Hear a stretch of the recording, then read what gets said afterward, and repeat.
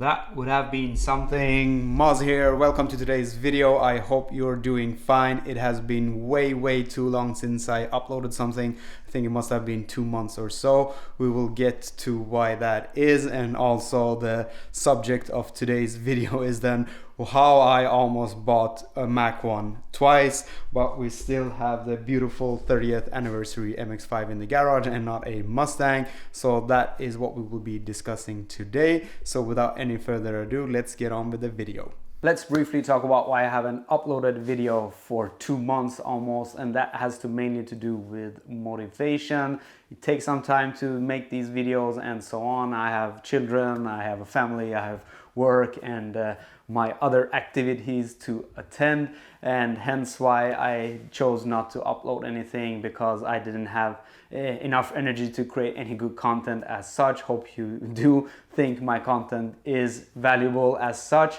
And also, as I mentioned then in the beginning of the video, as I was thinking potentially of getting the Mach 1, I held with the modifications of the MX-5, which is the main car for the channel at the moment then. And as we don't have any modifications, and as we had winter period here in Sweden, there wasn't that much valuable content, at least from my way of seeing it, for things that you might then appreciate. Hence why I held up with the videos. But hopefully from now on, once my mind is cleared, we can get on and actually create some more great content for you guys there, and hopefully I will enjoy making that content as well. So some part of this also, as I mentioned, then had to do with if I would have been getting the Mach 1, I didn't see much purpose of actually modifying the MX-5 and putting more money into this car and won't get anything in return, hence why I held up with the modifications. But from now on, we will continue with the videos for the MX-5. I have decided to at least keep the car for this season, and it doesn't make any sense to keep the car for this season and sell it in October, because the value of it will not be that good. So we will most likely then keep it until next year, and from next year we will see what the market and life and the world has to offer in 2022. And I really hope that 2021 becomes a great year. So let's talk a little bit about the Mustang Mach 1. Some of you might know it since you might be prehistoric. You might know it from the 70s. For me, I don't care, to be honest, anything at all with anything with regards to the history of the car. I don't care about that it doesn't have the shaker hood. Sorry for that, but I mean, to me it doesn't make sense that people are arguing about that it doesn't have correct striping or that it doesn't have the shaker hood. I don't care about any of that. What does matter to me is that the Mach 1 is offered in Europe then, and it comes with the Tremec. The automatic comes with upgraded clutch pack, upgrades to the mapping of the A10, and also then the Tremec is taken out from the, not taken out, but it is the same gearbox that was in the GT350. And also we have a bunch of cooling. We have diff cooling, we have additional transmission cooling, we have auxiliary cooling for the engine.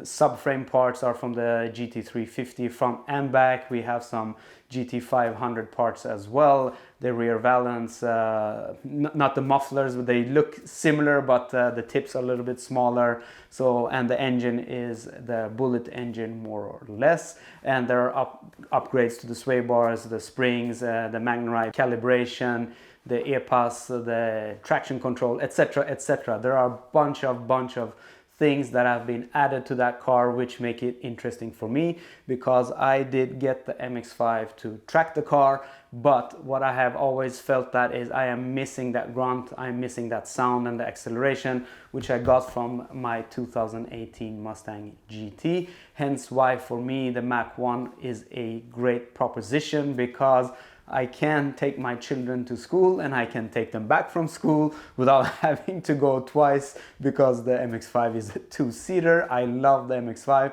don't get me wrong, but also I can take that car and go to the track and do lap after lap without getting into limp mode, which most of the 2018s do if you do push them, specifically with the A10 which I had. So that's why the Mach 1 is a very interesting proposition for me. It is a car that can be taken to the track, and it is quite practical. You have a large boot, I can have my children in the back seat, we can travel 4 people in it to get ice cream, etc. During the summer period with the MX-5, I can take one of our family members, the rest have to go with one of the boring cars if you want to do something fun.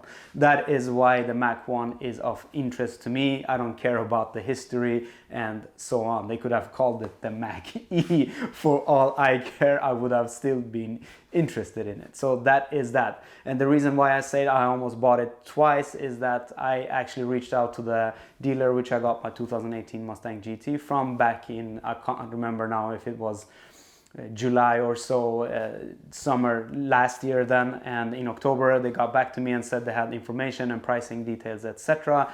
We started speccing a car out, and I need to mention that at that time I had my 2020 330e BMW and the MX-5, and I wasn't quite sure of what the situation would be this period in this year now, because the Mach 1s have still not been delivered to Sweden. But we started looking at the details, etc. We started looking at the pricing, and I gave them a low ball offer because my 2018 Mustang GT, the engine was swapped and I had a different type of issues with it, and it was at different dealers for many weeks in total during the period I owned the car. And then I got a really great price. I got actually 8% off the list price then, which is really good even if you look internationally across the board. So it was a golden opportunity then to actually get an allotment for the Mach 1 to be delivered now in May or April or so. And also I need to mention there are some changes in the road tax regulations from 1st of April, and also some of other taxations are changing as well, which made me a bit reluctant to actually sign that paper, and finally I then decided to wait. Also during that period, Ford was the general agent for Ford in Sweden, so Ford themselves were importing the cars and selling them as such to the different dealers then. But from 1st of January 2021, another company has taken over that responsibility then, and the offer that I got was no longer on the table. So now I more or less have to pay list price, which makes my decision a little bit more difficult than when I'm thinking of buying a Mach 1. And time passed by and we came into December 2020 then, and the regulations for company-owned cars, specifically for hybrids, would change, and it would make that BMW more expensive for me. So I opted out on that car. I sold it, and I got myself the Volkswagen ID.3, which I have some videos on as well. But during this whole period I have not been able to let go of the Mustang Mach 1, and hence why I didn't do that much of modifications with the MX-5 during the winter period. And as I've been mentioning, I have a bunch of stuff behind me. We have sway bars, we have a lot of stuff which I planned to do modifications to the MX-5 with, but I hold up with all of that in order for me to decide on what I wanted to do with the Mach 1. And as late as, I can't know, it's 3-4 weeks ago, we are in 1st of May now in 2021, I actually was this close again to order a Twister Orange Mach 1 manual Tremec. We don't get the handling pack in Europe, and unfortunately, and otherwise I would have wanted to have that. But what I need to mention is the cars that was still available for the allotment in Sweden at this point in time, it was only 4 cars. So it was one Twister Orange manual, one automatic fighter jet gray, and or actually 2 fighter jet gray automatics and a lightning blue one. So those are the whole allotment that was still available in Sweden 3-4 weeks ago. I don't think they are even available any longer, and as you can see then I did not order any of them. The MX-5 were actually out on ad for selling them, and a fellow MX-5 club member wanted to buy this car. I still think he wants to buy this car. I'm sorry I didn't sell it to you, but we had a deal, everything was ready, so to speak. But I then decided to hold off, and I will see what I will do for next year. So we will continue with the MX-5 for one more season, and we'll see next year what next year brings, if it will be a Mach 1 or if the S550 or S650, sorry, has been announced or not. So that is what we will be waiting for next year. But for this year, we will take care of the MX-5. We will do the modifications planned. I don't know if I will do everything, but we will do the steering wheel. We will most likely do the sway bars, the front splitters, side skirts, etc, etc. So stay tuned for those videos. Again, then I'm sorry that I haven't been uploading videos, but I have a fun one coming with detailing which is not correlated, so stay tuned for that. But as we started today's video with a badge, we will end today's video with the installation of a badge as well. As you may know from one of my previous videos, I did black out the badges except for this beautiful, beautiful Sky Active technology badge, and we have plastic dip our emblems that we have the Mazda emblem on the rear and on the front, and also the MX-5 lettering. What we have left is this beautiful then Sky Active technology badge to take care of, and for that we have this beautiful piece of metal, and this is, I custom ordered it from a person in Canada. I will put the link down below so you can have a look for yourself. And this is then one option he has is a solid one, and this is not a solid one. As you can see, hopefully we have some 3M tape or automotive adhesive tape here, and what we will do is peel off the backing tape and we will just place this on top of the existing badge.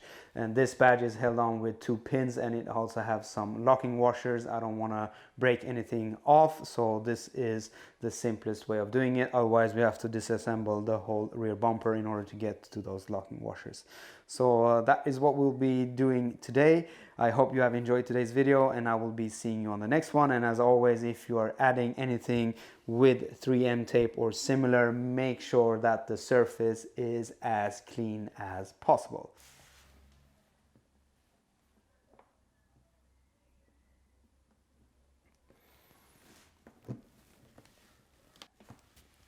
Much better.